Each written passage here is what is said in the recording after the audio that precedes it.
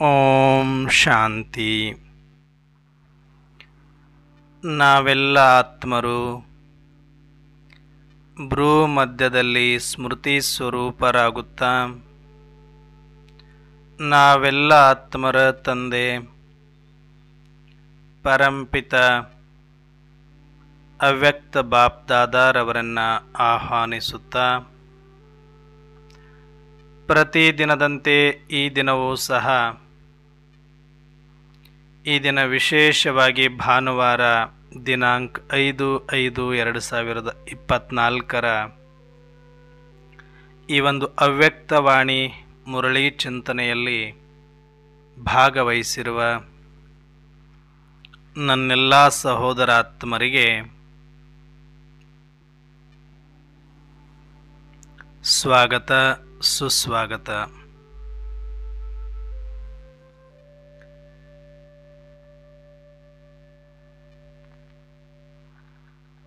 ಪ್ರತಿದಿನದಂತೆ ಈ ದಿನವೂ ಕೂಡ ಬಾಬಾರವರು ಮುರಳಿಯಲ್ಲಿ ಅನೇಕ ಮಹಾವಾಕ್ಯಗಳನ್ನು ಕೊಟ್ಟಿದ್ದಾರೆ. ಅದರಲ್ಲೂ ವಿಶೇಷವಾಗಿ ಈ ದಿನ ಅವ್ಯಕ್ತವಾಣಿ ಇರುವುದರಿಂದ ಅವ್ಯಕ್ತ ಸ್ಥಿತಿಗೆ ಸಂಬಂಧಪಟ್ಟಂತೆ ವರದಾನವನ್ನೂ ಕೊಟ್ಟಿದ್ದಾರೆ. ಆ ವರದಾನದ ಕುರಿತಾಗಿ ಸಂಕ್ಷಿಪ್ತವಾದ ಚಿಂತನೆಯನ್ನು ನಾವು ಮಾಡೋಣ. ಈ ದಿನದ ವರದಾನವಾಗಿದೆ, ಸದಾ ಆತ್ಮಿಕ ಸ್ಥಿತಿಯಲ್ಲಿದ್ದು ಅನ್ಯರಲ್ಲಿಯೂ ಆತ್ಮವನ್ನೇ ನೋಡುವಂತಹ ಆತ್ಮಿಕ ರೂಹೇ ಗುಲಾಬ್ ಭವ. ಆತ್ಮೀಯ ಗುಲಾಬಿಗಳಾಗಿ ಎನ್ನುವ ವರದಾನವನ್ನು ಕೊಟ್ಟಿದ್ದಾರೆ.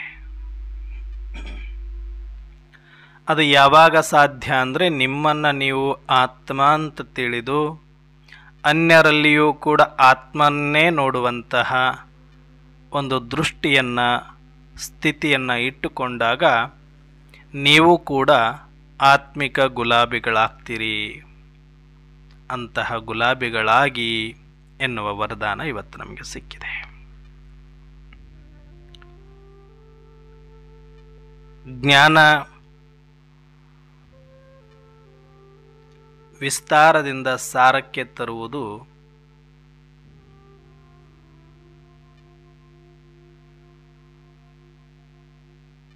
ಮತ್ತು ಯಥಾರ್ಥವಾಗಿ ಅದನ್ನು ಪ್ರತ್ಯಕ್ಷಪಡಿಸುವುದು ಜ್ಞಾನದ ಕೆಲಸವಾಗಿದೆ.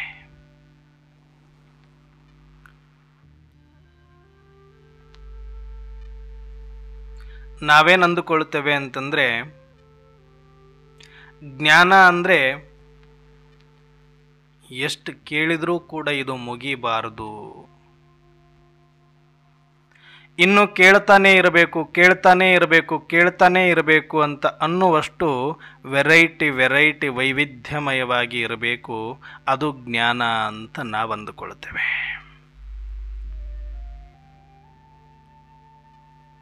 ಆದರೆ ಜ್ಞಾನ ಹೇಳುತ್ತೆ, ನಿನ್ನ ಕಿವಿಗೆ ಇಂಪಾಗುವಂತೆ ನಿನ್ನ ಆಸಕ್ತಿಗೆ ತಕ್ಕಂತೆ ವಿಧವಿಧವಾಗಿರುವುದೆಲ್ಲವೂ ಸತ್ಯವೆಲ್ಲ. ಇರುವ ಸತ್ಯ ಸ್ವರೂಪವನ್ನು ಪ್ರತ್ಯಕ್ಷಪಡಿಸುವುದಷ್ಟೇ ನನ್ನ ಕರ್ತವ್ಯ ಅಂತ ಹೇಳುತ್ತೆ. ಇರುವುದನ್ನು ವೈಭವೀಕರಿಸುವುದು, ಇಲ್ಲದಿರುವುದನ್ನು ಇರುವಂತೆ ಹೇಳುವುದು ವಿಸ್ತಾರ ಜ್ಞಾನ. ಇರುವುದನ್ನು ಇದ್ದಂತೆ ಸಾರದಲ್ಲಿ ತರಿಸುವುದೇ ಯಥಾರ್ಥ ಜ್ಞಾನವಾಗಿದೆ. ಹಾಗಾಗಿ ಯಾರು ಸತ್ಯವನ್ನು ಹುಡುಕ್ತಾ ಇದ್ದಾರೆ, ಯಾರಿಗೆ ಈ ಸತ್ಯದ ತುಟ್ಟ ತುದಿಯನ್ನು ಮುಟ್ಟಬೇಕು ಅಂತ ಇದ್ದಾರೆ, ಅವರಿಗೆ ಯಥಾರ್ಥವಾದ ಸತ್ಯ ಇಷ್ಟ ಆಗ್ತಾ ಹೋಗುತ್ತೆ. ಯಥಾರ್ಥದಲ್ಲೇ ಇರುವ ಅಭ್ಯಾಸವನ್ನು ಮಾಡಿಕೊಳ್ತಾ ಬರ್ತಾರೆ. ಆ ಸತ್ಯದ ಸಾರದ ಜಾಡನ್ನು ಅವರು ಹಿಡಿತಾರೆ. ಯಾಕೆ ಅಂದರೆ ಅವರು ಎಲ್ಲ ವಿಸ್ತಾರವನ್ನು ಮುಗಿಸಿ ಸಾರದ ಕಡೆಗೆ ಪ್ರಯಾಣ ಬೆಳೆಸಿರುತ್ತಾರೆ. ಆದರೆ ಯಾರು ಈಗ ತಾನೇ ವಿಸ್ತಾರ ಜ್ಞಾನವನ್ನು ಆರಂಭಿಸಿದ್ದಾರೆ ಅವರಿಗಿನ್ನೂ ಕೂಡ ಇಲ್ಲಿಷ್ಟಕ್ಕೆ ಮುಗಿಸಬೇಕು ಅಂತ ಅನಿಸೋದಿಲ್ಲ. ಇನ್ನೂ ಕೇಳಬೇಕು, ಇನ್ನೂ ತಿರುಗಬೇಕು, ಇನ್ನೂ ನೋಡಬೇಕು, ಇನ್ನೂ ಏನೋ ಇದೆ, ಇನ್ನೂ ಏನೋ ಇರಬಹುದು. ಈ ಎಲ್ಲ ಪ್ರಶ್ನೆಗಳಲ್ಲಿ ಸುತ್ತಾಟ ಮಾಡೋದರಲ್ಲಿ, ವೆರೈಟಿ ಕೇಳೋದರಲ್ಲಿ ಆಸಕ್ತಿ ಇರುವುದು ಸಹಜ ಮತ್ತು ಸಾಮಾನ್ಯ. ಆದರೆ ಸುತ್ತಿ ಬಂದ ಜ್ಞಾನಿಗೆ ಅನಿಸುತ್ತೆ, ಇಷ್ಟು ಸರಳವಾದ, ಸತ್ಯವಾದ, ಸಹಜವಾದ ಜ್ಞಾನದ ಸಾರ ಕಣ್ಣೆದರಲ್ಲಿದ್ದರೂ ಸಹ ಅಂದು ನಾನು ನಂಬಲಿಲ್ಲ. ಆದರೆ ಎಂದು ಅಷ್ಟೆಲ್ಲ ಸುತ್ತಿದ ಮೇಲೆ ದಣಿವು ಸಾವರಿಸಿಕೊಂಡಾಗ ಮತ್ತೆ ಅರಿತುಕೊಳ್ಳುವುದು ಅದೇ ಸಾರ ಇಷ್ಟೇ ಎನ್ನುವುದು. ಹಾಗೆ ಬಾಬಾರವರು ಎಷ್ಟೇ ನಮಗೆ ಈ ಡ್ರಾಮದ ವಿಸ್ತಾರ ಜ್ಞಾನವನ್ನು ಕೊಟ್ಟಿದ್ರೂ ಸಹ ಅದೆಲ್ಲದರ ಉದ್ದೇಶ ನಮ್ಮನ್ನು ಸಾರದಲ್ಲಿ ತರಿಸುವುದಾಗಿತ್ತು.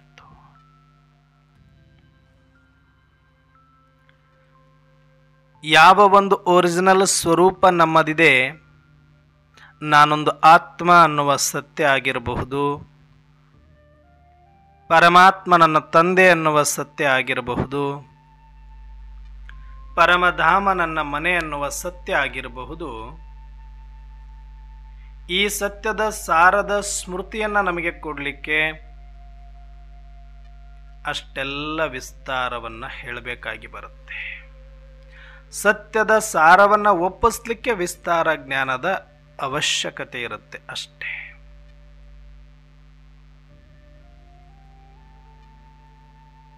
ಯಾಕಂದರೆ ಡೈರೆಕ್ಟ್ ಆಗಿ ಬಂದು ಸತ್ಯವನ್ನಷ್ಟೇ ಹೇಳಿ ಹೋದರೆ ನಿಶ್ಚಯ ಬರುವುದು ಕಷ್ಟವಾಗುತ್ತೆ. ಸ್ವತಃ ಪರಮಾತ್ಮನೇ ಇದ್ದರೂ, ಸೃಷ್ಟಿಕರ್ತನೇ ಬಂದರೂ ಕೂಡ ಅದು ಸತ್ಯ ಅಂತ ನಂಬೋದಕ್ಕೆ ಆಗೋದಿಲ್ಲ. ಹಾಗಾಗಿ ಈ ಸತ್ಯವನ್ನು ತಿಳಿಸ್ಲಿಕ್ಕೆ ಇಡೀ ಸೃಷ್ಟಿಯ ಆದಿ ಮಧ್ಯ ಅಂತ್ಯದ, ಬ್ರಹ್ಮನ ಆದಿ ಮಧ್ಯ ಅಂತ್ಯದ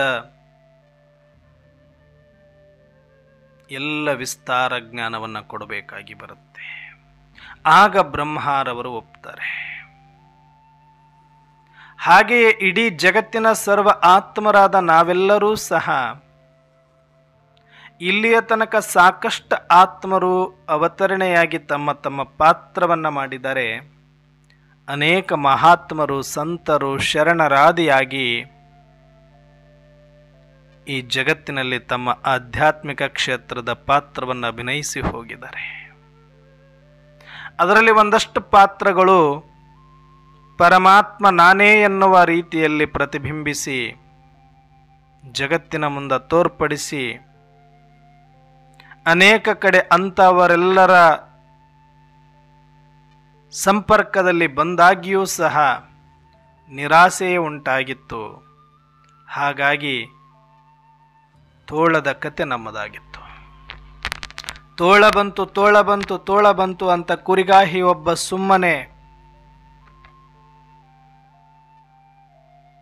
ಜನಗಳನ್ನು ಕರೆಸಿಕೊಳ್ಳೋದು, ಅವರು ಎಲ್ಲ ಕೆಲಸ ಕಾರ್ಯಗಳನ್ನು ಬಿಟ್ಟು ಬರೋದು, ಇವನು ನಗಾಡಿಕೊಂಡಿರೋದು, ಮತ್ತೆ ಅವರು ಬೇಜಾರಲ್ಲಿ ಹೋಗೋದು.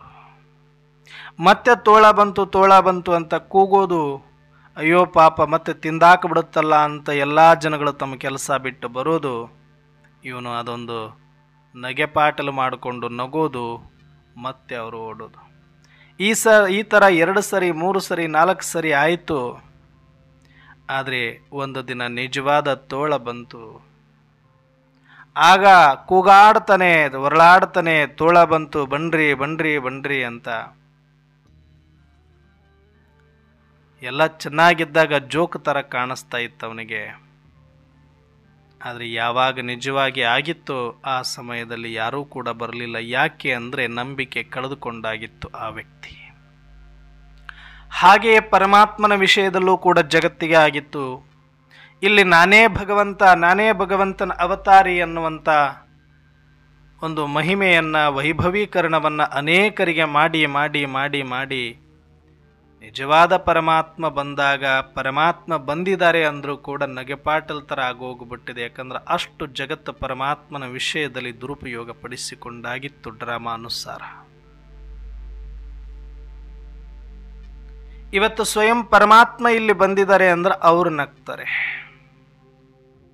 ನಾವಿವತ್ತು ಹೇಳ್ತಾ ಇದ್ದೀವಿ, ಇಲ್ಲಪ್ಪ ಸತ್ಯವಾಗಿ ಇಲ್ಲಿ ಪರಮಾತ್ಮ ಬಂದಿದ್ದಾರೆ, ಇದು ಈಶ್ವರನ ವಿಶ್ವವಿದ್ಯಾಲಯ, ನಿರಾಕಾರ ಪರಮಾತ್ಮ, ಅಜನ್ಮ ಅಕಾಯನಾಗಿರುವ ಪರಮಾತ್ಮ ಪರಕಾಯ ಪ್ರವೇಶ ಮಾಡಿ ನಮಗೆ ಜ್ಞಾನವನ್ನು ಕೊಟ್ಟಿದ್ದಾರೆ, ಯೋಗವನ್ನು ಕಲಿಸ್ತಾ ಇದ್ದಾರೆ, ಒಂದು ಸಲ ಬಂದು ನೀವು ಕೂಡ ನೋಡಿ ಅಂತ ನಾವು ಹೇಳಿದಾಗ ಅವರು ಜೋಕು ಅಂದ್ಕೊಂಡು ಓಡಾಡ್ತಾ ಇದ್ದಾರೆ. ನಾವೆಲ್ಲ ನೋಡ್ಬಿಟ್ಟಿದ್ದೀವಿ, ಪೆಟ್ಟು ತಿಂದು ಬಿಟ್ಟಿದ್ದೀವಿ. ಎಲ್ಲರೂ ಪರಮಾತ್ಮನ ಅವತಾರ ಅಂತ ಹೇಳ್ತಾರೆ. ಪರಮಾತ್ಮ ಈ ರೂಪದಲ್ಲಿ ಬರೋಕ್ಕೆ ಅಂತ ತಲೆ ಕೆಟ್ಟಿದೆಯಾ ಅಂದರೆ ಅವ್ರ ಅರ್ಥದಲ್ಲಿ ಪರಮಾತ್ಮ ಅಂದರೆ ಹೆಂಗೆಂಗೋ ಅಂದ್ಕೊಂಡು ದೊಡ್ಡ ಒಂದು ಹಿಂಗಿದ್ದಾರೆ ಹಂಗಿದ್ದಾರೆ ಅಂತ ಮಹಿಮೆ ಮಾಡಿಕೊಂಡಿದ್ರು. ಆದರೆ ಇದಕ್ಕಿಂತ ಮುಂಚಿತವಾಗಿ ಅನೇಕರು ಕೂಡ ನಾನು ಪರಮಾತ್ಮನ ಅವತಾರಿ ಅಂತ ಹೇಳಿಕೊಂಡು ಆ ನಂಬಿಕೆಯನ್ನು ಕಳ್ಕೊಂಡು ಬಿಟ್ಟಿದ್ರು. ಹಾಗಾಗಿ ಈಗ ನಿಜವಾದ ಪರಮಾತ್ಮ ಬಂದರೂ ಕೂಡ ಯಾರು ನಂಬದೇ ಇರುವಂಥ ಸ್ಥಿತಿ ಆಗೋಗ್ಬಿಟ್ಟಿದೆ. ಹಾಗೆ ಇವತ್ತು ನಾವು ಹೇಳಿದ್ರೆ ನಂಬ್ತಾ ಇಲ್ಲ, ಆದರೆ ಪೆಟ್ಟು ಬಿದ್ದ ಮೇಲೆ ಗೊತ್ತಾಗತ್ತೆ ನಾವು ತಪ್ಪು ಮಾಡಿದ್ವಿ. ಇವರೆಲ್ಲ ಇಷ್ಟೆಲ್ಲ ಹೇಳಿದ್ರು ಕೂಡ ನಾವು ಒಂದು ಸಲ ಪ್ರಯತ್ನ ಪಡಬೇಕಾಗಿತ್ತು, ಹತ್ರ ಬರಬೇಕಾಗಿತ್ತು, ಅದು ಏನು ಅಂತ ತಿಳ್ಕೊಳ್ಳೋ ಪ್ರಯತ್ನ ಮಾಡಿಕೊಳ್ಬೇಕಾಗಿತ್ತು. ಜಗತ್ತು ಇವತ್ತಿಗೂ ಕೂಡ ಶಿವನಿಗೆ ತಲೆ ಬಾಗ್ತಾ ಇದೆ. ಶಿವ ಅಂದರೆ ಪಂಚಪ್ರಾಣ. ಶಿವನಿಗೆ ಸಾಕಷ್ಟು ಇವತ್ತಿಗೂ ಕೂಡ ಭಕ್ತಿ ಭಾವಗಳನ್ನು ತೋರಿಸ್ತಾ ಇದ್ದಾರೆ ನಿಜ. ಆದರೆ ಆ ಶಿವನೇ ಧರೆಯಲ್ಲಿ ಬಂದಿದ್ದಾನೆ ಅಂದರೆ ಸ್ವಲ್ಪ ಮೂಗು ಮುರಿತಾರೆ. ಅದು ಸಾಧ್ಯ ಇಲ್ಲ ಅಂತ ಮಂಡುವಾದ ಮಾಡ್ತಾರೆ.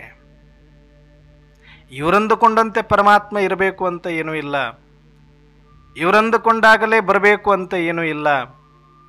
ಡ್ರಾಮಾನುಸಾರ ಎಲ್ಲವೂ ಗುಪ್ತವಾಗಿ ನಡೆಯುತ್ತೆ. ಈ ನಾಟಕದಲ್ಲಿ ಇಂಥ ಒಂದು ಸಂಶಯಾಸ್ಪದ ಜಗತ್ತಿನಲ್ಲಿ ನಾವು ಇವತ್ತು ಭಗವಂತನನ್ನು ನಂಬಿರೋದೇ ನಮ್ಮೆಲ್ಲರ ಜನ್ಮ ಜನ್ಮಾಂತರದ ಪುಣ್ಯ ಅದು. ಆದರೆ ಆ ಪರಮಾತ್ಮ ಬಂದು ಯಾವ ಸಾರವನ್ನು ತಿಳಿಸಿ ನಮ್ಮನ್ನು ತನ್ನ ಸಮಾನ ಮಾಡಿಕೊಳ್ಬೇಕು ಅಂತಿದ್ದಾರೆ, ಅಷ್ಟನ್ನು ಬಿಟ್ಟು ಉಳಿದದ್ದೆಲ್ಲವನ್ನ ನೀವು ತಿಳಿದುಕೊಂಡು ಎಷ್ಟೇ ವಿಸ್ತಾರದಲ್ಲಿ ಹೋಗಿ ಸೇವೆ ಸೇವೆ ಸೇವೆ ಅಂತ ಮಾಡಿದರೂ ಕೂಡ ಆದರೆ ಮೂಲವೇ ಇಲ್ಲದ, ಬುನಾದಿಯೇ ಇಲ್ಲದ ಬಿಲ್ಡಿಂಗ್ ಬಹಳ ದಿನಗಳ ಕಾಲ ನಿಲ್ಲೋದಿಲ್ಲ. ಹೇಗೋ ಹಾಗೆ ಜ್ಞಾನ ಯೋಗ ಧಾರಣೆ ಇಲ್ಲದ ಸೇವೆಯೂ ಕೂಡ ಬಹಳ ದಿನ ನಿಲ್ಲೋದಿಲ್ಲ.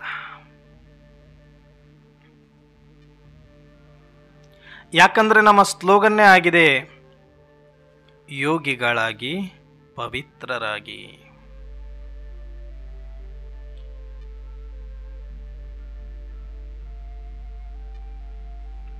ಈ ಥರ ಎಲ್ಲೂ ಹೇಳಿಲ್ಲ ಜ್ಞಾನಿಗಳಾಗಿ ಸೇವಾಧಾರಿಗಳಾಗಿ ಅಂತ. ಈ ಮಕ್ಕಳಿಗೆ ಸ್ಕೂಲಲ್ಲಿ ಎಲ್ಲ ವಿಷಯಗಳು ಇರುತ್ತೆ. ಕನ್ನಡ ಇರುತ್ತೆ, ಇಂಗ್ಲೀಷ್ ಇರುತ್ತೆ, ಹಿಂದಿ ಇರುತ್ತೆ, ಗಣಿತ ಇರುತ್ತೆ, ವಿಜ್ಞಾನ ಇರುತ್ತೆ, ಸಮಾಜ ಇರುತ್ತೆ, ಕ್ರೀಡೆ ಇರುತ್ತೆ. ಕೆಲವು ಮಕ್ಕಳಿಗೆ ಏನು ಅಂದರೆ ಆಟದ ಪಿರಿಯಡ್ ಅಂದರೆ ಭಾರಿ ಇಷ್ಟ. ಬೆಲ್ಲ ಬಾರಿಸಿದ್ರೆ ಸಾಕು ಹೊರಗಡೆ ಓಡುತ್ತಾನೆ ಇರ್ತಾರೆ. ಆಟ ಆಟ ಆಟ ಆಟ ಆಡಬೇಕು ಅವ್ರಿಗೆ ಅಷ್ಟೆ. ಪಾಠ ಬೇಕಾಗಿಲ್ಲ ಅವರಿಗೆ. ಗಣಿತ ಬೇಡ, ವಿಜ್ಞಾನ ಬೇಡ, ಸಮಾಜ ಬೇಡ, ಕನ್ನಡ ಬೇಡ. ಅವರಿಗೆ ಬರೀ ಆಟ ಬೇಕು. ಆಟದ ಇಷ್ಟ ಅವರಿಗೆ ಅಷ್ಟೇ. ಅವ್ರು ಎಷ್ಟಾದರೂ ಆಟ ಆಡಕ್ಕೆ ಬಿಡಿ, ಆಟ ಆಡ್ತಾರೆ, ಬೀಳ್ತಾರೆ, ಏಳ್ತಾರೆ, ಮಂಡಿ ಹೊಡ್ಕೊಳ್ತಾರೆ, ಗಾಯ ಮಾಡ್ಕೊಳ್ತಾರೆ, ರಕ್ತ ಸುರಿಸ್ಕೊಳ್ತಾರೆ, ಅಳ್ತಾರೆ. ಆದರೂ ಮತ್ತೆ ಆಟದ ಪಿರಿಯಡ್ಗೆ ಭಾಳ ಇಷ್ಟ ಅವರಿಗೆ. ಹಾಗೆ ಇಲ್ಲಿ ನಾವು ಮಕ್ಕಳಲ್ಲಿಯೂ ಕೂಡ ಸಾರದಲ್ಲಿ ಬಂದು ಯಥಾರ್ಥವಾದ ಸ್ಥಿತಿಯನ್ನು ಮಾಡಿಕೊಳ್ಬೇಕು ಅಂತ ತುಂಬ ಕಡಿಮೆ ಜನಗಳಿಗೆ ಆಸಕ್ತಿ. ಕರ್ಮದಿಂದ ಅತೀತವಾಗೋದು ನಮ್ಮಲ್ಲಿ ಜ್ಞಾನ, ನಮ್ಮಲ್ಲಿ ಯೋಗ, ನಮ್ಮ ಧಾರಣೆ. ಕರ್ಮ ಮಾಡ್ತಾ ಇದ್ರೂ ಕರ್ಮದಿಂದ ಅತೀತ ಸ್ಥಿತಿ, ಸಂಕಲ್ಪದಿಂದ ಅತೀತ ಸ್ಥಿತಿ, ಶಬ್ದದಿಂದ ಅತೀತ ಸ್ಥಿತಿ, ನಿರಾಕಾರ ಸ್ಥಿತಿ, ಬೀಜರೂಪ ಸ್ಥಿತಿ, ಸ್ವಸ್ಥಿತಿಯಲ್ಲಿ ಬರಬೇಕು. ಇದು ನಮ್ಮ ಜ್ಞಾನ, ಇದು ನಮ್ಮ ಯೋಗ, ಇದು ನಮ್ಮ ಧಾರಣೆ. ಆದರೆ ಈ ಮೂರೂ ಸಬ್ಜೆಕ್ಟ್ಗಳನ್ನು ಬಿಟ್ಟು ಡೈರೆಕ್ಟಾಗಿ ನಾವು ಸೇವೆ ಸಬ್ಜೆಕ್ಟನ್ನು ಹಿಡ್ಕೊಂಡ್ವಿ. ಯಾಕೆ ಅಂದರೆ ನಮಗೆ ಆಸಕ್ತಿ ಅದು ಕರ್ಮದಲ್ಲಿ, ಸೇವೆಯಲ್ಲಿ, ಸಂಘಟನೆಯಲ್ಲಿ ಏನೋ ಮಾಡಬೇಕು. ಶಬ್ದದಲ್ಲಿ ಬರೋದು ನಮಗಿಷ್ಟ, ಕರ್ಮದಲ್ಲಿ ಬರೋದು ನಮಗಿಷ್ಟ, ಸಂಘಟನೆಯಲ್ಲಿ ಬರೋದು ನಮಗಿಷ್ಟ. ಸೇವೆ ಮಾಡೋಕ್ಕೆ ಹೇಳಿದಾರಲ್ಲ, ಭಾಗ್ಯ ಸಿಗುತ್ತಲ್ವ, ನಾವು ಮಾಡ್ತೀವಿ, ಓಕೆ. ಆದರೆ ಅಪ್ನೆ ಆತ್ಮ ಸಮಜ್ ಅಂತ ಹೇಳ್ತಾರೆ, ಅದನ್ನ ಯಾಕೆ ನಾವು ಸೀರಿಯಸ್ ಆಗಿ ತಗೊಳ್ಳೋದಿಲ್ಲ? ಸ್ವಸ್ಥಿತಿಯಲ್ಲಿ ಇರಿ ಅಂತ ಹೇಳ್ತಾರೆ, ಅದನ್ನ ಯಾಕೆ ನಾವು ತಗೊಳ್ಳೋದಿಲ್ಲ? ಸಾಕ್ಷಿಯಾಗಿರಿ ಅಂತ ಹೇಳ್ತಾರೆ, ಅದನ್ನ ಯಾಕೆ ನಾವು ತಗೊಳ್ಳೋದಿಲ್ಲ? ಬೀಜ ರೂಪದಲ್ಲಿ ಇರಿ ಅಂತಾರೆ, ಅದನ್ನ ಯಾಕೆ ನಾವು ಸೀರಿಯಸ್ ಆಗಿ ತಗೊಳ್ಳೋದಿಲ್ಲ? ಅದನ್ನು ಮಾಡ್ಕೊಂಡಾದ ಮೇಲೆ ತಾನೇ ನಾವು ಸೇವೆ ಮಾಡ್ಬೋದು. ಸೇವಾಯೋಗ್ಯ ಆಗಿರದ ಹೊರತು ಸೇವೆಗೆ ನಿಂತ್ಕೊಂಡ್ಬಿಟ್ರೆ, ಒಂದು ಮೂರ್ತಿಯನ್ನೇ ತಗೊಳ್ಳಿ. ನೀವು ಯಾರೋ ಒಬ್ಬರು ಒಂದು ಮೂರ್ತಿಯನ್ನು ಮಾಡ್ತಿದ್ದಾರೆ ಅಂತಂದರೆ, ನನಗೆ ಮೂರ್ತಿ ಬೇಕು ಕೊಡಿ ಅಂತ ಹೋದರೆ ಕೊಡೋದಿಲ್ಲ. ಕೂತ್ಕೊಳ್ಳಿ, ಸ್ವಲ್ಪ ತಾಳಿ, ಇಲ್ಲ ಒಂದಷ್ಟು ದಿನ ಬಿಟ್ಟು ಬನ್ನಿ ಅಂತಾರೆ. ಯಾಕೆ? ಅದು ಪೂರ್ಣಗೊಂಡಿಲ್ಲ, ಇನ್ನೂ ಮಾಡಬೇಕು ನಾನು ಅಂತಿದ್ದಾರೆ. ಎಲ್ಲ ಮುಗಿದು ಬಿಟ್ಟು ಅದಕ್ಕೊಂದಷ್ಟು ಬಣ್ಣ ಕೊಡ್ತಿರುವಾಗ ಹೋದರೂ ಕೂಡ ನೀವು ಕೂತ್ಕೊಳ್ಳಿ, ಅಷ್ಟು ಬೇಗ ಕೊಡೋಕ್ಕಾಗಲ್ಲ, ಇದನ್ನು ಪೂರ್ತಿ ಮುಗಿಸಿದ ಮೇಲೆ ಕೊಡ್ತೀನಿ ಅಂತಾರೆ. ಒಂದು ಸುಮ್ಮನೆ ಮೂರ್ತಿ, ಅದು ನಾವು ದುಡ್ಡು ಕೊಟ್ಟು ನಾವು ಖರೀದಿ ಮಾಡ್ತೀವಿ ಅಂದರೂ ಕೂಡ ಅವನು ಪೂರ್ತಿ ಆಗೋವರೆಗೂ ಕೊಡೋದಿಲ್ಲ ನಮಗೆ. ಯಾಕಂದರೆ ಅದು ನನ್ನ ವೃತ್ತಿಗೆ ಅವಮಾನ ಆಗುತ್ತೆ ಅಂತ ಹೇಳ್ತಾರೆ. ನಿನಗಿಷ್ಟ ಆಗಿರಬಹುದು, ಆದರೆ ನಾನು ಕೊಡೋದಿಲ್ಲ, ನಾನು ಪೂರ್ತಿ ಮುಗಿಸಿನೇ ಕೊಡ್ತೀನಿ ಅಂತಾರೆ. ನಮ್ಮ ಅರ್ಜೆಂಟಿಗೆ ಅವ್ರು ಕೊಡೋದಿಲ್ಲ, ಅವ್ರು ಪೂರ್ತಿ ಮುಗಿಸಿ ಕೊಡ್ತಾರೆ. ಆದರೆ ನಾವು ಎಷ್ಟು ಅರ್ಜೆಂಟ್ ಸೇವೆ ಅಂದ ತಕ್ಷಣವೇ ಓಡ್ತೀವಿ ಅಂದರೆ, ನಾನು ಪೂರ್ತಿ ಆಗಿದ್ದೀನ ಅಂತ ನೋಡ್ಕೊಳ್ಳಲ್ಲ.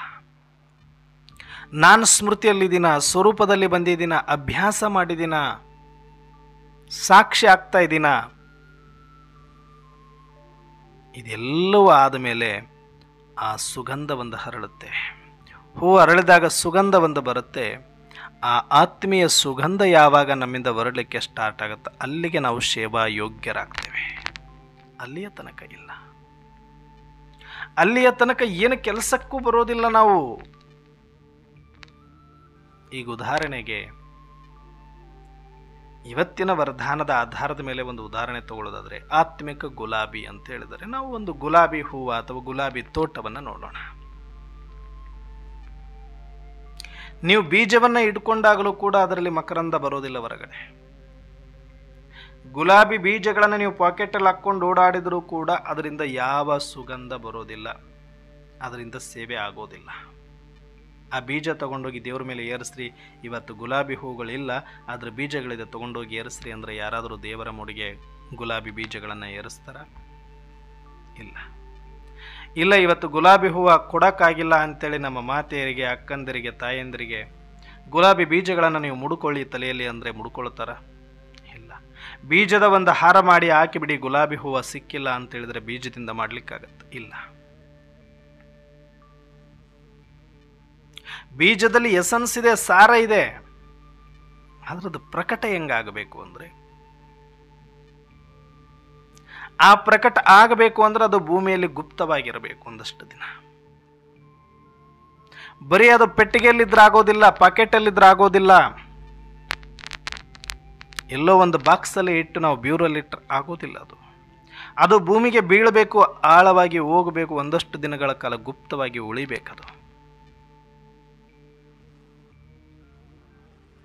ಅದು ಎಷ್ಟೇ ದಿನಗಳಾಗಲಿ ಭೂಮಿ ಒಳಗಡೆ ಬೀಜ ಹೋಗಬೇಕು, ಗುಪ್ತವಾಗಬೇಕು. ಬೀಜ ಗುಪ್ತ ಆಗುವವರೆಗೂ ಅದರೊಳಗಡೆ ಇರುವ ಸುಗಂಧವನ್ನು ನೋಡ್ಲಿಕ್ಕಾಗಲ್ಲ ನಾವು. ಆಯಿತು, ಬೀಜವನ್ನು ಒಳಗಾಕಿದೀವಿ, ಅದನ್ನು ಗುಪ್ತ ಮಾಡಿದ್ವಿ, ಅದು ಪ್ರತ್ಯಕ್ಷ ಇಲ್ಲ, ಅದು ಕಾಣಿಸ್ತಾ ಇಲ್ಲ. ಅದಾದ ಮೇಲೆ ಅದು ಪ್ರಯೋಗಕ್ಕೆ ಒಳಪಡುತ್ತೆ. ಆ ಪ್ರಯೋಗಕ್ಕೆ ಒಳಪಟ್ಟ ಮೇಲೆ ಜಗತ್ತಿನ ಪರಿಸ್ಥಿತಿಯ ಪ್ರತಿಕೂಲ ವಾತಾವರಣವನ್ನು ಸೀಳಿಕೊಂಡು, ಗಟ್ಟಿಯಾದ ಭೂಮಿಯನ್ನು ಕೂಡ ಸೀಳಿಕೊಂಡು ಒಂದು ಮೃದುವಾದ ಮೊಳಕೆ ಹೊರಗಡೆ ಬಂದಿರುತ್ತೆ. ಅಸಂಭವ ಇದು. ಒಂದು ಸಣ್ಣ ಬೀಜ, ಒಂದು ಸಣ್ಣ ಎಳೆ ಎಸಲು ಇಂಥ ಗಟ್ಟಿ ಭೂಮಿಯನ್ನು ಸೀಳುತ್ತೆ ಅಂದರೆ, ನಾವು ಒಂದು ಸಲ ನಮ್ಮ ಕಾಲಿಂದ ನಾವು ಒಡೆದ್ರೂ ಕೂಡ ಈ ಭೂಮಿ ಅಲುಗಾಡೋದಿಲ್ಲ. ಅದಕ್ಕೆ ಗುದರಿ ಪಿಕಾಸೆ ಹಾಕಿದರೂ ಕೂಡ ಅಷ್ಟು ಗಟ್ಟಿ ಇರುತ್ತೆ ಒಂದೊಂದು ಕಡೆ. ಅಂಥ ಜಾಗದಲ್ಲೂ ಕೂಡ ಒಂದು ಸಣ್ಣ ಮೊಳಕೆ ಆ ಭೂಮಿಯನ್ನು ಸೀಳಿಕೊಂಡು ಬರುತ್ತೆ ಅಂದರೆ ಇದು ಅಸಂಭವ, ಸಾಧ್ಯನೇ ಇಲ್ಲ. ಇಷ್ಟು ಸಣ್ಣ ಬೀಜ, ಒಂದು ಸಣ್ಣ ಎಸಲು ಮೊಳಕೆ ಈ ಭೂಮಿಯನ್ನು ಸೀಳ್ಕೊಂಡು ಏನು ಹೊರಗಡೆ ಬರುತ್ತೆ ಅಂತ ನಿಜಕ್ಕೂ ಇದು ಅಸಂಭವ ಅನಿಸುತ್ತೆ ನಮಗೆ. ಆದರೂ ಆ ಬೀಜದೊಳಗಡೆ ಎಷ್ಟು ಪವರ್ ಇದೆ, ಎಷ್ಟು ತಾಕತ್ತಿದೆ ಅನ್ನೋದು ಅದು ಒಂದಷ್ಟು ದಿನಗಳ ಕಾಲ ಗುಪ್ತವಾಗಿ ಒಳಗಡೆ ಹೋದ ಮೇಲೆ ಗೊತ್ತಾಗುತ್ತೆ ಆ ಭೂಮಿಗೆ. ಓಹೋ, ಇದಕ್ಕೆ ನಾವು ದಾರಿ ಬಿಡಲೇಬೇಕು, ದಾರಿ ಬಿಟ್ರೇ ಸರಿ, ಇಲ್ಲ ಅಂದರೆ ಇದನ್ನ ಇಟ್ಕೊಳ್ಳೋ ತಾಕತ್ತು ನಮಗಿಲ್ಲ ಅಂತ ಸುಮ್ಮನೆ ಸೈಲೆಂಟಾಗಿ ಅದಕ್ಕೆ ದಾರಿ ಕೊಡುತ್ತೆ. ಕೊಟ್ಟಾದ ಮೇಲೆ 1-2 ಎಲೆಗಳು ಬರುತ್ತೆ. ಆಮೇಲೆ ನಿಧಾನ ಸ್ವಲ್ಪ ಕಾಂಡ ಬೆಳೆಯುತ್ತೆ. ಹಂಗೆ ಎಲೆ ಕಾಂಡ ಬೆಳೀತಾ ಬೆಳೀತಾ ಬೆಳೀತಾ ಬರುತ್ತೆ. 1 ದಿನ, 2 ದಿನ, 3 ದಿನ, ವಾರ, ತಿಂಗಳು ಕಳೆಯುತ್ತೆ. ಹಂಗೆ ಮುಳ್ಳುಗಳು ಬೆಳೀತಾ ಬರುತ್ತೆ. ನೀವು 1 ತಿಂಗಳಾಯ್ತು ಗುಲಾಬಿ ಹೂವಿನ ತೋಟಕ್ಕೆ ಹೋಗಿ ನೋಡಿದ್ರೆ ಒಂದೇ ಒಂದು ಹೂ ಕಾಣೋದಿಲ್ಲ.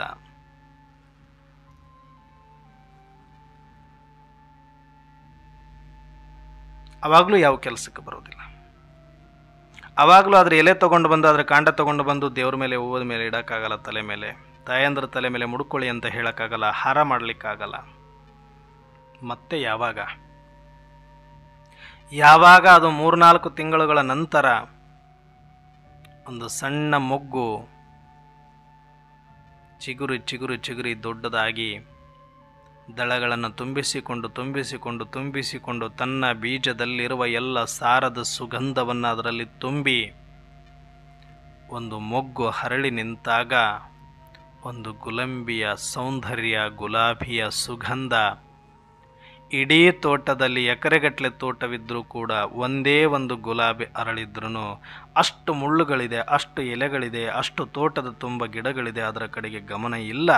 ಬರೀ ಒಂದು ಹೂವಿನ ಕಡೆಗೆ ಮಾತ್ರ ಹೋಗುತ್ತೆ ನಮ್ಮ ಗಮನ. ಅದು ನಿಜವಾದ ಸೇವೆ, ಸಾರ್ಥಕ ಅಲ್ಲಿ ಆಗುತ್ತೆ. ಹೇಗೋ ಹಾಗೆ ನಾವು ಬಾಬರವರ ಮಕ್ಕಳಾಗಿದ್ದೀವಿ, ನಾವು ಆತ್ಮ ಅಂತ ತಿಳ್ಕೊಂಡು ಬಿಟ್ಟಿದ್ದೀವಿ ಅಂದ ಮಾತ್ರಕ್ಕೆ ನಾವು ಯೋಗ್ಯರಲ್ಲ. ಅದು ಬೀಜ ನಮಗೆ ಗೊತ್ತಾಗಿದೆ ಅಷ್ಟೇ. ಆ ಬೀಜದಲ್ಲಿರುವ ಸುಗಂಧವನ್ನು ಜಗತ್ತಿಗೆ ಹೊರಸೂಸಬೇಕು ಅಂತಂದರೆ ಒಂದಷ್ಟು ದಿನಗಳ ಕಾಲ ನಾವು ಗುಪ್ತ ಆಗಲೇಬೇಕಾಗ್ತದೆ. ಹೇಗೆ ಅಜ್ಞಾತದಲ್ಲಿ 14 ವರ್ಷಗಳಿದ್ದಂಗೆ ಬ್ರಹ್ಮ, ಮಮ್ಮ, ದಾದಿಯರೆಲ್ಲರೂ ಕೂಡ ಬೆಟ್ಟದ ಮೇಲೆ 14 ವರ್ಷ ಜಗತ್ತಿನಿಂದ ದೂರವಾಗಿ ಗುಪ್ತವಾದಂಥ ಸ್ಥಳದಲ್ಲಿ ಯೋಗವನ್ನು ಮಾಡಿದ್ರು. ಅದು ಗುಪ್ತವಾಗುವಿಕೆ. ಹಾಗೆ ನಾವು ಕೂಡ ಜ್ಞಾನಕ್ಕೆ ಬಂದು ಒಂದಷ್ಟು ದಿನಗಳ ಮೇಲೆ, ಒಂದಷ್ಟು ದಿನಗಳ ಕಾಲ ಒಮ್ಮೆಲೆ ಸೇವೆಗೆ ಹೋಗಿ ನಿಂತುಕೊಳ್ಳೋದಲ್ಲ. ಗುಲಾಬಿಗಳ ಮಧ್ಯೆ ಒಂದು ಮುಳ್ಳು ಇದ್ದರೆ, ಗುಲಾಬಿಗಳ ಮಧ್ಯೆ ಒಂದು ಎಲೆ ಇದ್ದರೆ ತೆಗೆದು ಎಸಿತಾರೆ ಅಷ್ಟೇ. ಗುಲಾಬಿಗಳ ಮಧ್ಯೆ ಒಂದು ಬೀಜ ತೊಗೊಂಡೋಗಿ ಇಟ್ಕೊಂಡ್ರೆ ಅದಕ್ಕೆ ಯಾರು ತಲೆನೂ ಕೆಡಿಸ್ಕೊಳ್ಳೋದಿಲ್ಲ ಅಷ್ಟೇ. ಹೋಗಿ ನೀನು ಕೆಲಸಕ್ಕೆ ಬರೋದಿಲ್ಲ ಅಂತಾರೆ. ಗುಲಾಬಿ ಪಕ್ಕ ಗುಲಾಬಿ ಮಾತ್ರ ಕೆಲಸಕ್ಕೆ ಬರುತ್ತೆ ಬಿಟ್ಟರೆ, ಭಾಳಂದ್ರೆ 1-2 ಎಲೆ ಶೋಭೆಗಿರಲಿ ಅಂತ ಇಟ್ಕೊಳ್ತಾರೆ ಜೊತೆಗೆ. ನಾವು ಬರೀ ಎಲೆಯಾಗಿ ಉಳ್ಕೊಂಡ್ರೆ ನಮ್ಮ ಕೆಲಸ ಅಷ್ಟೇ ಇರುತ್ತೆ. ಅದನ್ನು ಕೂಡ ಮತ್ತೆ ಸುಮ್ಮನೆ ಇಟ್ಕೊಂಡಿರ್ತಾರೆ. ಆಮೇಲೆ ಇಟ್ಕೊಳ್ಬೇಕಾದಾಗ ಅದು 2 ಎಲೆನೂ ಕಟ್ ಮಾಡಿ ಬರೀ ಹೂ ಮಾತ್ರ ಏರಿಸ್ತಾರೆ ದೇವರಿಗೆ, ಮುಡಿಗೆ. ಸುಮ್ಮನೆ ತಮ್ಮ ಶೃಂಗಾರಕ್ಕೆ ಸುತ್ತಮುತ್ತ ಬೇಕಲ್ಲ ಅಂತ ಇಟ್ಕೊಳ್ತಾರೆ ಹೊರತಾಗಿ ನಮ್ಮನ್ನು ನಾವು ಸ್ವತಃ ಉಪಯೋಗಕ್ಕೆ ಬರಲ್ಲ ಅನ್ನೋದು ನಮಗೆ ಗೊತ್ತಾಗಬೇಕು. ಹಾಗೆ ನಾವು ಕೂಡ ಆತ್ಮ ಅನ್ನುವ ಸ್ಮೃತಿಯ ಬೀಜ ನಮಗೆ ಗೊತ್ತಾಯಿತು ನಿಜ, ಆದರೆ ಗುಪ್ತವಾಗಿ ಪ್ರಯೋಗಕ್ಕೊಳಪಡಬೇಕು. ನಾನು ಸ್ಮೃತಿ ತಿಳ್ಕೊಂಡದ್ದು ಜ್ಞಾನ, ಗುಪ್ತವಾಗಿ ಆ ಸ್ವರೂಪದಲ್ಲಿ ಬರುವ ಅಭ್ಯಾಸವನ್ನು ಮಾಡುವುದು ಯೋಗ. ಅಲ್ಲಿ ನಿರಂತರತೆಯನ್ನು ಕಾಪಾಡಿಕೊಳ್ಳುವುದು ಧಾರಣೆ. ನಿರಂತರವಾಗಿ ಹೋರಾಟ ಇರುತ್ತೆ. ಪ್ರತಿಕೂಲ ಪರಿಸ್ಥಿತಿಯ ಮಧ್ಯೆ ನಾನು ಈ ಜಗತ್ತಿನ ವಾತಾವರಣವನ್ನು ಭೇದಿಸಿ ನನ್ನ ಆತ್ಮಿಕ ಸತ್ವವನ್ನು ಜಗತ್ತಿಗೆ ಪ್ರತ್ಯಕ್ಷ ಮಾಡುವಂತೆ ನಾನು ಬೆಳೀತಾ ಹೋಗಬೇಕು. ಎಲ್ಲಿಯ ತನಕ ಅಂದರೆ ಆ ಸಮಯದಲ್ಲಿ ನನ್ನ ಹತ್ರ ಇರುವಂಥ ಎಲ್ಲ ಯೋಗದಲ್ಲಿ ಇರುವಾಗ, ಯೋಗದ ಆರಂಭದಲ್ಲಿ ನನಗೇ ಗೊತ್ತಿಲ್ಲದಂತೆ ನನ್ನೊಳಗಡೆ ಇರುವಂಥ ಎಲ್ಲ ವಿಕಾರಗಳು ಕೂಡ ಹೊರಗಡೆ ಬರಲಿಕ್ಕೆ ಆರಂಭ ಆಗ್ತವೆ. ಒಂದು ಸುಗಂಧ ಹೂ ಬರಬೇಕು ಅಂದರೆ 10 ಮುಳ್ಳುಗಳು ಹೊರಬರುವಂತೆ, 1000 ಎಲೆಗಳು ಹೊರಬರುವಂತೆ ನನ್ನಲ್ಲಿ ಇರುವ ಪಾತ್ರದ ಸಂಸ್ಕಾರ ಏನಿತ್ತು, ದೇಹದ ಸಂಸ್ಕಾರದ ಆಧಾರದ ಮೇಲೆ ನಾನು ಬೆಳೆಯಬೇಕಾಗಿರೋದ್ರಿಂದ ಇಲ್ಲಿ ನನ್ನಲ್ಲಿರುವ ಅವಗುಣಗಳ ಪ್ರತ್ಯಕ್ಷತೆ ಆಗ್ತಾ ಹೋಗುತ್ತೆ. ಮೊದಲು ನನಗೂ ಗೊತ್ತಾಗುತ್ತೆ, ಆಮೇಲೆ ಅಕ್ಕಪಕ್ಕದವ್ರಿಗೂ ಗೊತ್ತಾಗ್ತಾ ಹೋಗುತ್ತೆ. ಅಯ್ಯೋ ಏನು ಹಿಂಗೇನಾ ಇವರು ಅಂತ ಅನಿಸುತ್ತೆ. ಹೌದು, ಯೋಗಕ್ಕೆ ಒಳಪಟ್ಟಾಗ ಸ್ವಚ್ಛ ಆಗಬೇಕು ಅಂದಾಗ ಒಳಗಡೆ ಇರುವ ಕಲ್ಮಶ, ಕಸ, ಧೂಳು, ಕಡ್ಡಿ ಎಲ್ಲವೂ ಹೊರಗಡೆ ಬರುತ್ತೆ. ಒಂದಷ್ಟು ಕೋಪ ಜಾಸ್ತಿ ಆಗುತ್ತೆ ಯೋಗದ ಆರಂಭದ ಟೈಮಲ್ಲಿ. ತುಂಬ ಸೆನ್ಸಿಟಿವ್ ಆಗಿಬಿಡ್ತೀವಿ, ತುಂಬ ಭಯ ಬರುತ್ತೆ, ತುಂಬ ಚಿಂತೆ ಆಗತ್ತೆ, ಏನೆಲ್ಲ ವಿಪರೀತ ವಿಚಿತ್ರ ವಾತಾವರಣ ನಮ್ಮ ಒಳಗಡೆ ನಡೀತಾ ಹೋಗುತ್ತೆ. ಅಲ್ಲಿ ತನಕ ನಾರ್ಮಲ್ ಆಗಿ ಸುಮ್ಮನೆ ಹೋಗ್ತಾ ಇರುತ್ತೆ ನಮ್ಮ ಜೀವನ. ಆದರೆ ಯಾವಾಗ ನಿಜವಾದ ಯೋಗ ಪ್ರಯೋಗಕ್ಕೆ ಒಳಪಡ್ತೀವಿ, ನಾವು ಯೋಗವನ್ನು ಆರಂಭ ಮಾಡ್ತೇವೆ, ನಾವು ಅಲ್ಲಿ ನಮ್ಮೊಳಗಡೆ ಇದ್ದಕ್ಕಿದ್ದಂಗೆ ಒಂದಷ್ಟು ಕೋಪ ಬರೋದಕ್ಕೆ ಸ್ಟಾರ್ಟ್ ಆಗುತ್ತೆ, ಬೇಜಾರಾಗಲಿಕ್ಕೆ ಸ್ಟಾರ್ಟ್ ಆಗುತ್ತೆ. ನಮ್ಮಲ್ಲಿ ಇರುವ ಬಲಹೀನತೆಗಳು, ಅವಗುಣಗಳು, ವಿಕಾರಗಳು ವಿಪರೀತವಾಗಿ ಹೊರಗಡೆ ಬರಲಿಕ್ಕೆ ಸ್ಟಾರ್ಟ್ ಆಗುತ್ತೆ. ಫಸ್ಟ್ ಹೇಗೆ ಒಂದು ಬೇಳೆಯನ್ನು, ಅಕ್ಕಿಯನ್ನು ಬೇಯಿಸುವಾಗ, ಕಾಯಿಸುವಾಗ ಮೇಲೆ ಕಸ, ಕಡ್ಡಿ, ಕಸರು ಎಲ್ಲ ತೇಲಿ ಬರುವಂತೆ, ನೊರೆ ಬರುವಂತೆ, ಮೊದಲು ನಾವು ಯೋಗಕ್ಕೆ ಒಳಪಟ್ಟಾಗ ನಮ್ಮಲ್ಲಿರುವ ಎಲ್ಲ ವಿಕಾರಗಳು, ತಮೋಪ್ರಧಾನ ಗುಣಗಳು, ಅವಗುಣಗಳೆಲ್ಲವೂ ಮೇಲೆ ಬುರುಗಿನ ರೂಪದಲ್ಲಿ, ನೊರೆಯ ರೂಪದಲ್ಲಿ ತೇಲಿ ತೇಲಿ ಬರುತ್ತವೆ. ಅದಕ್ಕೆ ನಾವು ಹೆದರಬೇಕಾಗಿಲ್ಲ. ಒಂದೆರಡು ಸೋಟು ತಾಯಂದ್ರೆ ಏನು ಮಾಡ್ತಾರೆ, ಆ ನೊರೆಯನ್ನು ತೆಗೆದು ಹಾಕ್ತಾರೆ.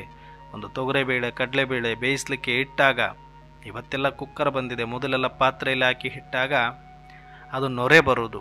ಆ ನೊರೆಯನ್ನು ತೆಗೆದು ತೆಗೆದು ತೆಗೆದು ಹಾಕಿದ ಮೇಲೆ ತಿಳಿಯಾಗಿ ಅದು ಒಳ್ಳೆ ಪರಿಪಕ್ವವಾದ ಬೇಳೆ ಬೇಯೋದು. ಹೇಗೋ ಹಾಗೆ ನಾನು ಆತ್ಮದ ಸ್ಮೃತಿಯನ್ನು ಪಕ್ಕ ಮಾಡಿಕೊಳ್ಳಲಿಕ್ಕೆ ನಿಂತಾಗ ನನ್ನೊಳಗಡೆ ಇರುವ ಆ ಅವಗುಣಗಳ ನೊರೆ ಬರುತ್ತೆ ಬಂದಷ್ಟು. ಅದಕ್ಕೆ ಹೆದರೋದು ಬೇಕಾಗಿಲ್ಲ. ಅದನ್ನು ತೆಗಿಬೇಕು ಅಂತಲೇ ನಾವಿಷ್ಟೆಲ್ಲ ಕಷ್ಟಪಡ್ತಾ ಇದ್ದೀವಿ. ಬೆಣ್ಣೆ ಬರಬೇಕು ಅಂದ್ರೆ ಮೊದಲು ನೊರೆ ಬರುತ್ತೆ. ಹಾಗೆ ನನ್ನ ಒಳಗಡೆ ಆತ್ಮದ ಸುಗಂಧ ತುಂಬಿಸಿಕೊಳ್ಳಬೇಕು ಅಂದರೆ ಇವೆಲ್ಲ ಅವಗುಣಗಳು ಹೊರಗಡೆ ಬರುವಾಗ ಅದನ್ನು ಎತ್ತಿ ಎತ್ತಿ ಎತ್ತಿ ತೆಗೆದು ಹಾಕಬೇಕು ನಾವು. ಕಾಮ, ಕ್ರೋಧ, ಲೋಭ, ಮೋಹ, ಅಹಂಕಾರ, ಈರ್ಷ್ಯ, ದ್ವೇಷ, ಅಸೂಯೆ, ಭಯ, ಚಿಂತೆ, ದುಃಖ ಎಲ್ಲವೂ ಒಟ್ಟಿಗೆ ಬರುತ್ತೆ. ಹೇಗೆ ಆ ಗುಲಾಬಿ ಗಿಡ ಬೆಳೀತಾ ಬೆಳೀತಾ ಎಲೆಗಳ ಜೊತೆಗೆ ಮುಳ್ಳುಗಳು ಜಾಸ್ತಿಯಾಗಿ ಬರ್ತಾ ಹೋಗುತ್ತೆ. ಅಯ್ಯೋ, ನಾನು ತಂದಿರೋದು ಗುಲಾಬಿ, ನಾನು ತಂದಿರೋದು ಕೆಂಪು ಬಣ್ಣದ್ದು, ನಾನು ತಂದಿರೋದು ಸುಗಂಧ ಭರಿತ ಹೂವಿನ ಬೀಜ, ಆದರೆ ಇಲ್ಲಿ ನೋಡು ಬರೀ ಎಲೆಗಳೇ ಕಾಣಿಸ್ತಾ ಇದೆ, ಬರೀ ಮುಳ್ಳುಗಳೇ ಕಾಣಿಸ್ತಾ ಇದೆ. ಗೊತ್ತಿಲ್ಲದೆ ಇರೋರು ಏನು ಅನ್ಕೊಳ್ತಾರೆ, ಇದು ಯಾವ ಗುಲಾಬಿ ಗಿಡನೂ ಅಲ್ಲ, ಇದರಿಂದ ಯಾವತ್ತೂ ಸುಗಂಧನೇ ಬರೋದಿಲ್ಲ, ನೋಡಿದ್ರೆ ಇದ್ರ ತುಂಬ ಮುಳ್ಳೇ ಇದೆ ಅಂತ ಅನಿಸುತ್ತೆ. ಆ ಮುಳ್ಳುಗಳ ಮಧ್ಯೆ ಹೋರಾಟ ಮಾಡಿಕೊಂಡು ತನ್ನೆಲ್ಲ ವಿಷವನ್ನು ಆ ಮುಳ್ಳುಗಳ ರೂಪದಲ್ಲಿ ಹಾಕಿ ಹಾಕಿ ಹಾಕಿ ಸೋಸಿ ಸೋಸಿ ಸೋಸಿ ಆ ಸುಗಂಧ ಮಾತ್ರನೇ ಆ ಗುಲಾಬಿ ಒಳಗಡೆ ಹೋಗಿ ಸೇರಿಕೊಳ್ಳುತ್ತೆ. ಒಂದು ವೇಳೆ ಆ ಮುಳ್ಳುಗಳು ಇರಲಿಲ್ಲ ಅಂತಂದರೆ ಪ್ರತಿ ಸಸಿಯಲ್ಲಿ ಇರುವಂತೆ, ಪ್ರತಿ ಗಿಡದಲ್ಲಿರುವಂಥ ವಿಷನೂ ಕೂಡ ಆ ಗುಲಾಬಿ ಗಿಡದಲ್ಲೂ ಕೂಡ ಇರುತ್ತೆ. ಆದರೆ ಮುಳ್ಳಿನ ರೂಪದಲ್ಲಿ ಅದು ವಿಷ ಡಿವೈಡ್ ಆಗದೆ ಹೋಗಿದ್ರೆ, ವಿಷ ಅದು ಸೈಡ್ ಆಗದೆ ಹೋಗಿದ್ರೆ, ಈ ಒಂದು ಸುಗಂಧ ಅಮೃತವೂ ಕೂಡ ಅದು ಪ್ಯೂರ್ ಆಗಿ ಉಳ್ಕೊಳ್ಳಿಕ್ಕೆ ಆಗ್ತಿರಲಿಲ್ಲ. ಆ ಮುಳ್ಳುಗಳೆಲ್ಲವೂ ಆ ಗಿಡದ ವಿಷವನ್ನು ತೆಗೆದುಕೊಂಡು ಬರೀ ಸುಗಂಧವನ್ನು ಮಾತ್ರ ಆ ಹೂವಿಗೆ ಬಿಟ್ಟಿರೋದ್ರಿಂದ ಆ ಹೂವು ಇವತ್ತು ಜಗತ್ತನ್ನು ಆಕರ್ಷಣೆ ಮಾಡ್ತಾ ಇದೆ. ಅಷ್ಟು ಸುಂದರವಾಗಿದೆ ಮತ್ತು ಅಷ್ಟು ಸುಮಧುರವಾಗಿದೆ. ಹಾಗೆ ನಾವು ಒಳಗಡೆ ಈ ಆತ್ಮದ ಸಂಸ್ಕಾರವನ್ನು ಅನುಭೂತಿ ಮಾಡಬೇಕು, ಅದನ್ನು ಜಗತ್ತಿಗೆ ಪ್ರತ್ಯಕ್ಷ ಮಾಡಬೇಕು ಅಂದಾಗ ನಮ್ಮಲ್ಲಿರುವ ಅವಗುಣಗಳು, ನಮ್ಮಲ್ಲಿರುವಂಥ ಕಠಿಣ ಸಂಸ್ಕಾರ ಒಂದಷ್ಟು ಮೊದಲು ಪ್ರತ್ಯಕ್ಷ ಆಗುತ್ತೆ. ಬಾಯಿ ತಪ್ಪಿ ಮಾತಾಡ್ತೀವಿ, ಕಣ್ಣು ತಪ್ಪಿ ನೋಡ್ತೀವಿ, ಕಿವಿ ತಪ್ಪಿ ಕೇಳ್ತೀವಿ, ಕೈ ತಪ್ಪಿ ಕೆಲಸ ಮಾಡ್ತೀವಿ. ಏನೋ ಒಂದಷ್ಟು ವ್ಯವಹಾರದಲ್ಲಿ, ಆಚಾರದಲ್ಲಿ, ವಿಚಾರದಲ್ಲಿ ಸಣ್ಣ ಪುಟ್ಟ ತಮ್ಮ ಸಣ್ಣ ಪುಟ್ಟ ದೋಷಗಳು ಬರ್ತಾ ಇದೆ ಅಂದರೆ ತಿಳ್ಕೊಳ್ಳಿ, ನಿಮ್ಮ ಒಳಗಡೆ ಇರುವ ಅವಗುಣಗಳ, ವಿಕಾರಿ ಗುಣಗಳ ವಿಷ ಹೊರಗಡೆ ಬರ್ತಾ ಇದೆ ಅಷ್ಟೇ.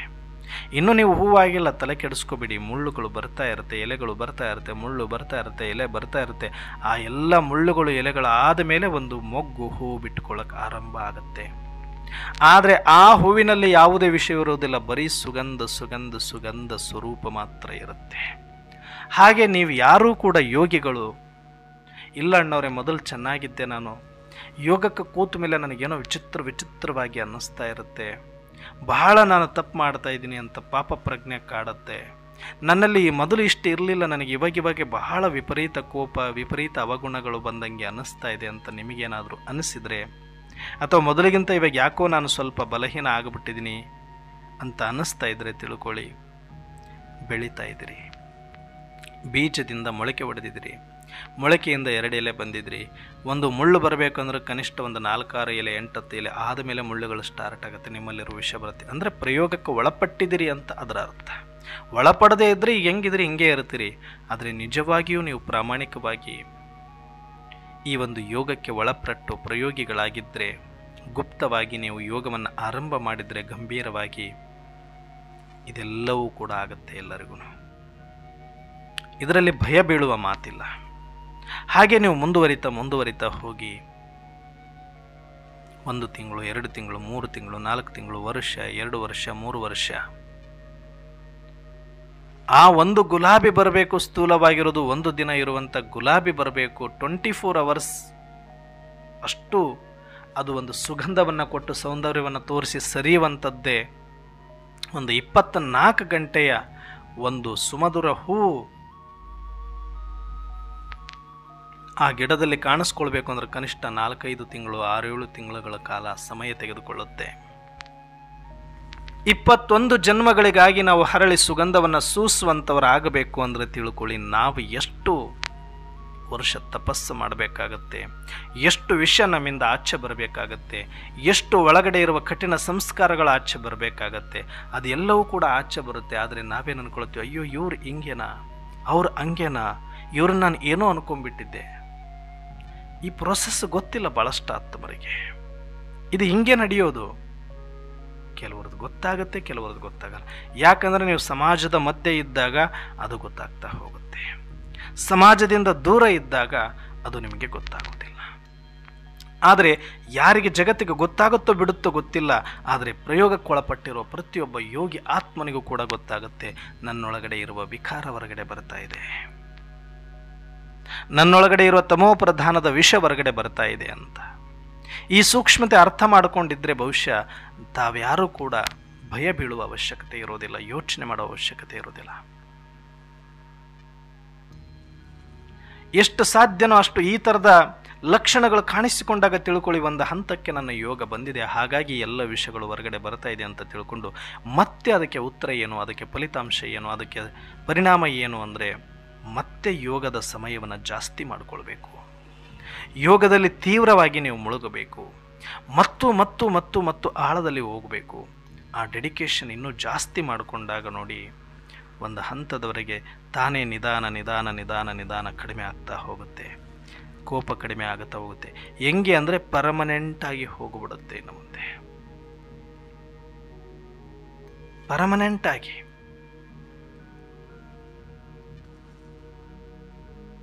ಕೋಪನೇ ಇರೋದಿಲ್ಲ ನಿಮ್ಮ ಹತ್ರ, ವಿಕಾರನೇ ಇರೋದಿಲ್ಲ ನಿಮ್ಮ ಹತ್ರ, ಚಿಂತನೆ ಇರೋದಿಲ್ಲ ನಿಮ್ಮ ಹತ್ರ, ಅಳೋದೇ ಗೊತ್ತಾಗಲ್ಲ ನಿಮಗೆ, ದುಃಖ ಪಡೋದೇ ಗೊತ್ತಿರೋದಿಲ್ಲ. ಅಷ್ಟು ನಿಮಗೇ ಗೊತ್ತಿಲ್ಲದಂಗೆ ಎಲ್ಲ ಅವಗುಣಗಳು ತಾನೇ ತಾನು ಹೇಗೆ ಒಂದೆರಡು ಸೌಟು ನೊರೆಯನ್ನು ತೆಗೆದ ಮೇಲೆ ತಂದಿಂದ ತಾನೇ ತಿಳಿಯಾಗಿ ಆ ಬೇಳೆ ಬೇಯುವಂತೆ ಒಂದಷ್ಟು ನನ್ನಿಂದ ಯೋಗಕ್ಕೊಳಪಟ್ಟಾಗ ಬಂದಿರುವ ಈ ಒಂದು ತಮೋ ಪ್ರಧಾನದ ನೊರೆ ಆದಮೇಲೆ ಒಳಗಡೆ ಪರಿಪಕ್ವ ಗಟ್ಟಿಗೊಳ್ತಾ ಒಂದು ಮೊಗ್ಗಾಗಿ ಸುಗಂಧ ಭರಿತ ಹೂವಾಗಿ ಹರಳಲಿಕ್ಕೆ ಆರಂಭ ಮಾಡ್ತೀನಿ. ಸುಮಾರು ವರ್ಷಗಳ ತಪಸ್ಸಿನ ಫಲದಿಂದ, ನಿರಂತರವಾದ ಆಳವಾದ ಕಠಿಣ ಅಭ್ಯಾಸದಿಂದ ಮಾತ್ರನೇ ಇದು ಸಾಧ್ಯ ಆಗುವಂಥದ್ದು. ಸುಮಾರು 14 ವರ್ಷಗಳ ಕಾಲ ಈ ಪ್ರಯೋಗದಲ್ಲಿದ್ದರು ಮಮ್ಮ ಬ್ರಹ್ಮಾದಾದಿಯರೆಲ್ಲರೂ. ಜಗತ್ತಿನಿಂದ ದೂರವಿದ್ದು ಗುಪ್ತವಾಗಿ ಎಲ್ಲವನ್ನೂ ಕೂಡ ತಮ್ಮದಾಗಿಸಿಕೊಂಡ್ರು. ಆದರೆ ಇವತ್ತು ನಾವು 14 ವರ್ಷ ಇಲ್ಲ, 14 ದಿನದ ಮಗುವಾಗಿದ್ದರೂ ಕೂಡ ಮೊದಲು ಸೇವೆಗೆ ಓಡೋಗಿ ನಿಂತ್ಕೊಂಡ್ಬಿಡ್ತೀವಿ, ಸೇರ್ಕೊಂಡ್ಬಿಡ್ತೀವಿ ಅಂದರೆ ಸಾಧ್ಯ ಇಲ್ಲ. ಅದು ಸೇವೆನೇ ಅಲ್ಲ. ಅದು ನಾವು ಏನು ಬೇಕಾದರೂ ಟೈಟಲ್ ಕೊಟ್ಕೋಬೋದು, ನಮಗೆ ಅದು ನಿಯಮನೂ ಇಲ್ಲ. ಯಾರೇ ಫಸ್ಟ್ ಜ್ಞಾನಕ್ಕೆ ಬಂದಿದ್ದಾರೆ ಅಂದರೆ ಮೊದಲು ಅವ್ರನ್ನ ಪ್ರಯೋಗಕ್ಕೆ ಒಳಪಡಿಸಬೇಕು, ಧಾರಣೆಗೆ ಒಳಪಡಿಸಬೇಕು. ಒಂದಷ್ಟು ವರ್ಷಗಳ ಕಾಲ ಅವರನ್ನು ಪ್ರಯೋಗದಲ್ಲೇ ಇಡಬೇಕು. ಅದಾದ ಮೇಲೆ ಅವರಲ್ಲಿ ಆತ್ಮೀಯ ಸುಗಂಧ ಬಂದ ಮೇಲೆ ಗಟ್ಟಿತನ ಬಂದ ಮೇಲೆ, ಸೌಂದರ್ಯ ಬಂದ ಮೇಲೆ, ಕಳೆ ಬಂದ ಮೇಲೆ ತನ್ನಿಂದ ತಾನಾಗಿಯೇ ಜಗತ್ತನ್ನು ಆಕರ್ಷಿಸುವಂಥ ಆತ್ಮೀಯ ಸುಗಂಧಗಳಾಗಿ ಅರಳುತ್ತವೆ. ಹಾಗೆ ನಾವು ಕೂಡ ಪ್ರತಿಯೊಬ್ಬರು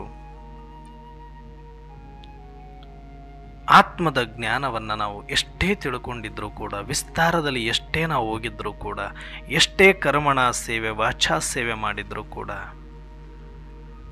ಜ್ಞಾನದ ಪ್ರಯೋಗಕ್ಕೆ ಒಳಪಡದೆ ಹೋದರೆ, ಯೋಗ ಧಾರಣೆಯ ಕ್ಷೇತ್ರಗಳಲ್ಲಿ ನಮ್ಮನ್ನು ನಾವು ತೊಡಗಿಸಿಕೊಳ್ಳದೆ ಹೋದರೆ, ಬರೀ ಶಬ್ದ ಕರ್ಮ ಸೇವೆ ಅಂತ ನಾವು ನಿಂತ್ಕೊಂಡ್ರೆ ಕಾಲ ಕಳೀತೀವಿ ಅಷ್ಟೇ, ಸಮಯ ಹೋಗುತ್ತೆ ಅಷ್ಟೇ, ಮುಂದೆ ಪಶ್ಚಾತ್ತಾಪ ನಮಗೆ ಆಗತ್ತೆ. ಅದಕ್ಕೆ ದಯವಿಟ್ಟು ಈ ಸಮಯದಲ್ಲಿ ಯಾರೆಲ್ಲ ಇದ್ದೀರಿ, ಒಳ್ಳೆಯರು ಕೆಟ್ಟವರು ಅಂತಲ್ಲ, ಹೊಸಬರು ಹಳಬರು ಅಂತಲ್ಲ, ಹಿರಿಯರು ಕಿರಿಯರು ಅಂತ ಇಲ್ಲ, ಯಾರು ಬೇಕಾದರೂ ಆಗಲಿ, ನಿಮಗೆ ಅನಿಸಿಲ್ಲ ನನ್ನಲ್ಲಿ ಇನ್ನೂ ಆತ್ಮೀಯ ಸುಗಂಧ ಅರಳಿಲ್ಲ ಅಂತ ಅನಿಸಿಲ್ಲ ಅಂದರೆ ಈಗಲಾದರೂ ಪರವಾಗಿಲ್ಲ, ಆರಂಭ ಮಾಡ್ಕೊಂಬಿಡಿ, ಕೂತ್ಕೊಂಬಿಡಿ. ಒಂದಷ್ಟು ದಿನಗಳ ಕಾಲ ಕೂತ್ಕೋಬೇಕು ಅಂದರೆ ಕೂತ್ಕೊಂಡೇ ಮಾಡಬೇಕು ಅಂತಲ್ಲ. ಆತ್ಮ ಆತ್ಮ ಆತ್ಮ ಆತ್ಮ ಆತ್ಮ ಬೀಜದ ಒಳಗಡೆ ಹೋಗಿ ಎಷ್ಟರ ಮಟ್ಟಿಗೆ ನಿಮ್ಮಲ್ಲಿ ಎಸೆನ್ಸು ತುಂಬಬೇಕು ಅಂದರೆ, ನೀವು ಆ ಯೋಗದಿಂದ ಈಗ ಒಂದು 6 ತಿಂಗಳನ್ನು 3 ತಿಂಗಳನ್ನು ಇಟ್ಕೊಳ್ಳಿ, ಒಂದು ಟಾರ್ಗೆಟ್ ಇಟ್ಕೊಳ್ಳಿ. ಅವರು 14 ವರ್ಷ ಕೂತಿದ್ದಾರೆ, ನಮಗಷ್ಟು ಟೈಮ್ ಇಲ್ಲ.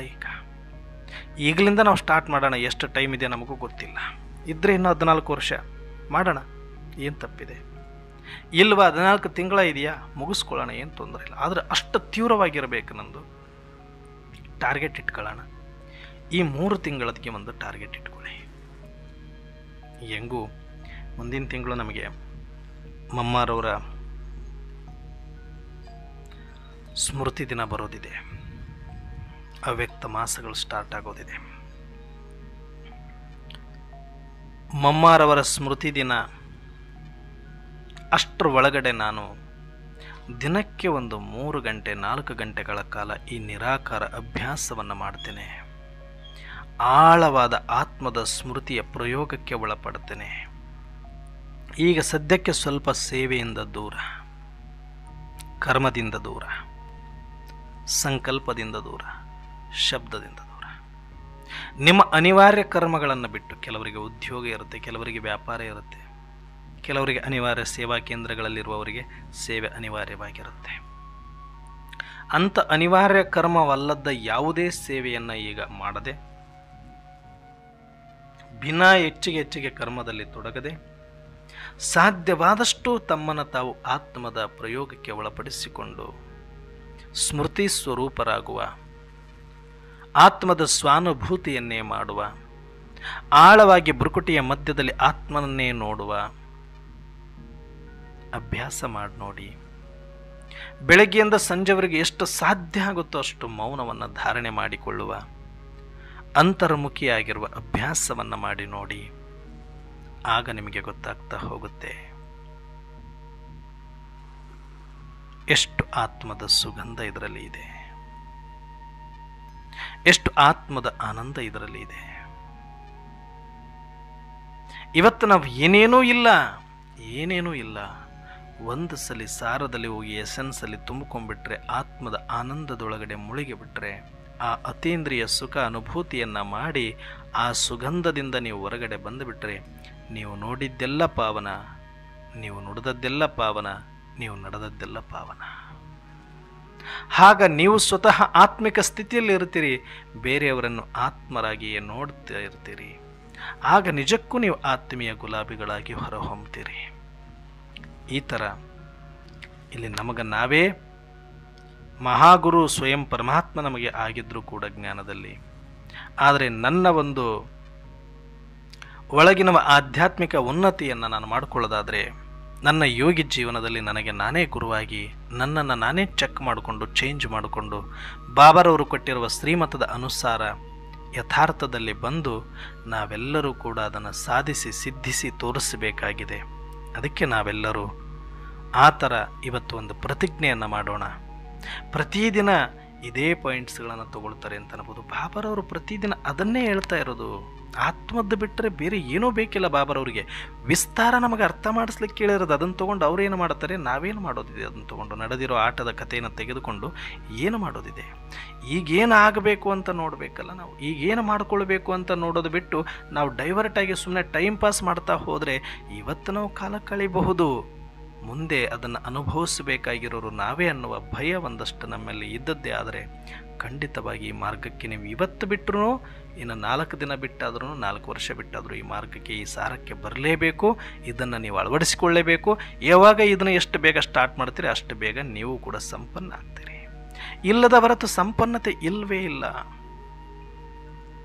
ಅದಕ್ಕೆ ಸಾಕು ಮಾಡಿ, ವಿಸ್ತಾರದನ್ನು ಕಡಿಮೆ ಮಾಡಿ, ಶಬ್ದವನ್ನು ಕಡಿಮೆ ಮಾಡಿ, ಕರ್ಮವನ್ನು ಕಡಿಮೆ ಮಾಡಿ. ಎಷ್ಟು ಸಾಧ್ಯನೋ ಅಷ್ಟೇ, ಎಷ್ಟು ಬೇಕೋ ಅಷ್ಟೇ ಮಾಡಿ. ಕರ್ಮ ಶಬ್ದದಲ್ಲಿ ಬನ್ನಿ, ಉಳಿದದ್ದೆಲ್ಲವೂ ಅಂತರ್ಮುಖಿಯಾಗಿ. ದಾದಿಯರನ್ನು ನೋಡಿ, ಎಂಥ ಜಗತ್ತಿನ ಜವಾಬ್ದಾರಿ ಒತ್ತಿದ್ರು ಕೂಡ ಅವ್ರನ್ನ 14 ವರ್ಷ ಕೂಡಿಟ್ಟು ಬೆಳೆಸಿದ್ರು ಬಾಬಾ. ಅವರು ಅಷ್ಟೊಂದು ದೊಡ್ಡ ಸೇವೆಯಲ್ಲಿ ಹೊರಗಡೆ ಬಂದ ಮೇಲೂ ಕೂಡ ಅವರು ಎಷ್ಟು ಮಾತಾಡುತ್ತಾ ಇದ್ರು. ಗುಲ್ಜಾರ್ ದಾದೀಜಿಯವರನ್ನು ನೋಡಿ, ಯಾವುದೇ ದಾದಿಯರನ್ನು ತಗೊಳ್ಳಿ ನೀವು, ಏನೋ ಆ ಸಮಯಕ್ಕೆ ಎಷ್ಟು ಬೇಕು ಅಷ್ಟು, ಉಳಿದದ್ದೆಲ್ಲ ಅಂತರ್ಮುಖಿ ಅಂತರ್ಮುಖಿ. ಬಾಬಾ ಆತ್ಮ, ಬಾಬಾ ಆತ್ಮ, ಮುರಳಿ ಮುರಳಿ, ಇಷ್ಟೇ. ಇಷ್ಟರಲ್ಲೇ ಅವರು ಇರ್ತಾ ಇದ್ರು. ಆತ್ಮ ಬಾಬಾ ಮುರಳಿ, ಆತ್ಮ ಬಾಬಾ ಮುರಳಿಯಲ್ಲಿನೇ ಅವರು ಇರ್ತಾ ಇದ್ರು. ಅದು ವಿಸ್ತಾರದಲ್ಲಿ ಹೋಗೋದೇನಿಲ್ಲ, ಬರೀ ಸಾರದಲ್ಲಿ. ಅವ್ರಿಗೆ ಯಾಕಂದರೆ ಆರಂಭದಲ್ಲಿ ಪೂರ್ತಿ ಜ್ಞಾನ ಸಿಗದೇ ಇರೋದ್ರಿಂದ ಪ್ರತಿದಿನದ ಮುರಳಿಯನ್ನು ಅಷ್ಟು ಪತ್ತೆ ರಿಪೀಟ್ ಓದಬೇಕಾಗ್ತಿತ್ತು. ಇವಾಗ ನಾವು ಕಂಠಪಾಠ ಥರ ಓದೋ ಅವಶ್ಯಕತೆ ಇಲ್ಲ. ನಮಗೆ ಏನು ಮಾಡಬೇಕು ಅನ್ನೋ ಕ್ಲಾರಿಟಿ ಸಿಕ್ಕ ಮೇಲೆ ಮಾಡೋದ್ರ ಕಡೆಗೆ ಗಮನ ಇರಬೇಕು. ಮುರಳಿ ಹಿಡ್ಕೊಂಡು ಕೂತ್ಕೊಂಡಾದ್ರೆ ಏನು ಮಾಡೋರಿದ್ದೀವಿ ನಾವು? ನಾನು ಕೆಲವೊಂದು ವಿಚಾರಗಳನ್ನು ನೇರವಾಗಿ ಯಾಕೆ ಹೇಳ್ತೀನಿ ಅಂದರೆ, ಅವತ್ತಿನ ದಿನ ಏನಿದೆ, ಇನ್ನೂ ಏನಿದೆ ರಹಸ್ಯ, ಇನ್ನೂ ಏನಿದೆ ಅಂತ ಅವತ್ತವ್ರಿಗೆ ಕ್ಯೂರಿಯಾಸಿಟಿ ಇರ್ತಾ ಇತ್ತು. ಹೊಸ ಜ್ಞಾನ ಬರ್ತಾ ಇತ್ತು. ಇವತ್ತು 5 ವರ್ಷಕ್ಕೊಂದ್ಸಲ ರಿಪಿಟೇಷನ್ ಜ್ಞಾನ ನಾವು ನೋಡ್ತಾ ಇದ್ದೀವಿ.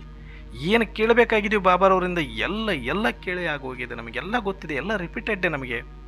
ಅದನ್ನೊಂದು ಸಂಪ್ರದಾಯ ಥರ ನಾವು ಓದ್ತಾ ಇದ್ದೀವಿ ಅಷ್ಟೇ ಈಗ. ಆದರೆ ತಿಳ್ಕೊಂಡ ಮೇಲೆ ಮಾಡೋದು ಮುಖ್ಯನೋ, ಬರೀ ಅದನ್ನು ಕಂಠಪಾಠ ಮಾಡಿಕೊಂಡು ಕೂಡೋದು ಮುಖ್ಯನೋ? ನೀವು ಯೋಚನೆ ಮಾಡಿ.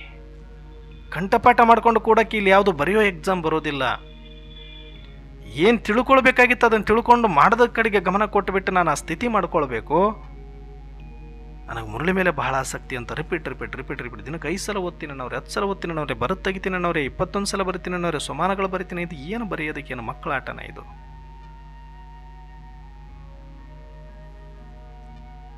ಇನ್ನು LKG UKG ಮಕ್ಕಳ ನಾವು ತಿದ್ದುಕೊಂಡು ಇನ್ನೂ ಬರ್ಕೊಂಡು ಕೂಡಕ್ಕೆ ಅಂದರೆ ನಿಮ್ಮನ್ನು ಇನ್ನೂ ಅಷ್ಟು ಕನಿಷ್ಠವಾಗಿ ನೀವು ನೋಡ್ಕೊಳ್ತಾ ಇದ್ರು, ನಿಮ್ಮನ್ನು ನೋಡ್ತಿದ್ದಾರೋ ನನಗಂತೂ ಗೊತ್ತಿಲ್ಲ.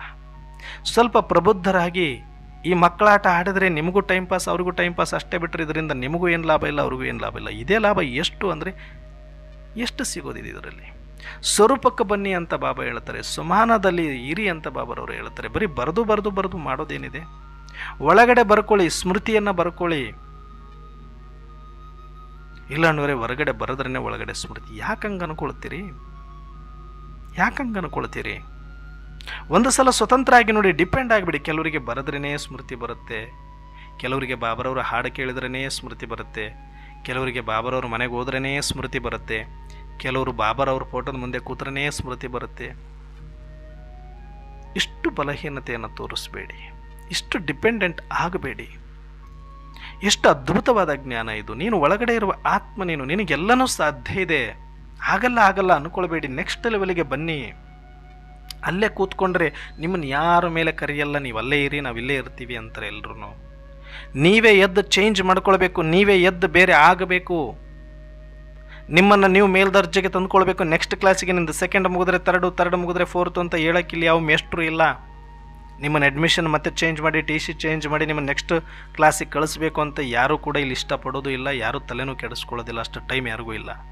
ನೀವೇ ಅಪ್ಗ್ರೇಡ್ ಆಗ್ತಾ ಹೋಗಬೇಕು. ಸಾಕು ನನಗಿದು, ಇನ್ನು ನಾನು ಏನೋ ಸ್ವತಂತ್ರ ಆಗಬೇಕು, ನಾನು ಬುರುಕುಟಿ ಮಧ್ಯದಲ್ಲಿ ನೋಡ್ಕೊಳ್ಬೇಕು, ನನ್ನ ಸ್ವರೂಪದಲ್ಲಿ ಬರಬೇಕು, ನನ್ನ ಸ್ಮೃತಿಯಲ್ಲಿ ಬರಬೇಕು ಅಂತ ನೀವು ಸ್ವತಂತ್ರರಾಗೋದ್ರ ಕಡೆಗೆ ಗಮನ ಕೊಡಬೇಕು. ಹಾಡು ಇಲ್ಲದೇನೋ ನೆನಪು ಮಾಡ್ತೀನಿ, ಕಮೆಂಟ್ರಿ ಇಲ್ಲದೇನೋ ಯೋಗ ಮಾಡ್ತೀನಿ, ಬಾಬಾರವ್ರ ಫೋಟೋ ನೋಡ್ದೇನೋ ನನಗೆ ಸ್ಮೃತಿ ಇಟ್ಕೊಳ್ತೀನಿ. ಈ ಸ್ವತಂತ್ರತೆಯ ಅಭ್ಯಾಸ ನಿರಾಧಾರಿಗಳಾಗುವ ಅಭ್ಯಾಸ ಮಾಡಬೇಕಿದು. ಇದು ನಾವು ಮಾಡದ ಹೊರತು ಇನ್ಯಾರು ಬಂದು ನಮಗೆ ಮಾಡಿಕೊಡೋದಿಲ್ಲ. ಮಾಡಿದಿರಿ ಇಲ್ಲಿ ತನಕ ಅದು ತಪ್ಪು ಅಂತ ನಾನು ಹೇಳ್ತಾ ಇಲ್ಲ. ಆರಂಭದ ಹಂತದಲ್ಲಿ ಇದೆಲ್ಲ ಮಾಡಬೇಕಾಗತ್ತೆ. ಮಾಡಿದ ರೀತಿ ನೀವು ಕೂಡ ಅದು ತಪ್ಪು, ಅದು ಮಾಡಬಾರ್ದು ಅಂತ ನಾನು ಹೇಳ್ತಾ ಇಲ್ಲ.